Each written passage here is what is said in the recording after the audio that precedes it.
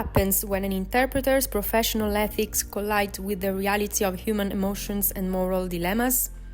When the words to be translated are not just tools, but carry feelings, deception, and difficult ethical decisions? In this video, we take a closer look at Napoli, New York, the film starring Francesco Favino, to reflect on the role of the interpreter, not just as a linguistic bridge, but as a human figure navigating complex moral landscapes. The term deontology refers to the set of ethical and professional principles that govern a profession. For interpreters, deontology is grounded in a few essential pillars. Impartiality, the interpreter must not take sides. Confidentiality, everything that is said remains strictly private. Fidelity to the message, the translation must be as accurate and complete as possible. And cultural neutrality, interpreters must not alter the content according to their own beliefs or cultural background.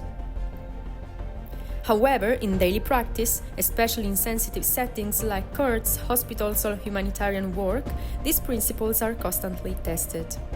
What happens when an interpreter becomes emotionally involved or is forced to choose between telling the truth and protecting someone? This is where the deontological code becomes not just a guideline, but a question of moral conscience. Napoli, New York, directed by Gabriele Salvatores, offers a starting point for this discussion.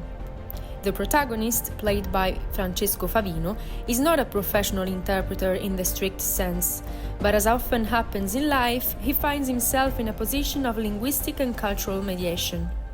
He lives between two worlds, Neapolitan and American, and constantly moves across boundaries of belonging and detachment. At several moments in the film, his character must choose to convey facts as they are or to bend them in order to protect someone. This dynamic mirrors a classic dilemma faced by interpreters. Should we remain strictly faithful to the message, or should we adapt it, driven by compassion, justice, or instinct?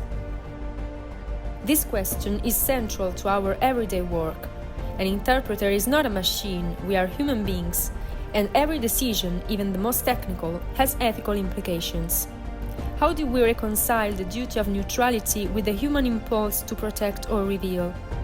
The film offers no definitive answers, but it raises powerful questions. Can a mediator ever be truly neutral? Or is their very presence already a moral act?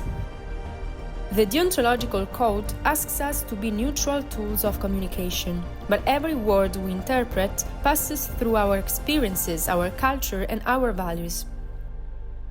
In Napoli, New York, we see a character who makes mistakes, who struggles with difficult decisions. This does not weaken his role, on the contrary, it makes him real. The interpreter is a witness to stories, but at times they are also the keeper of silences or the agent of choices that go beyond language.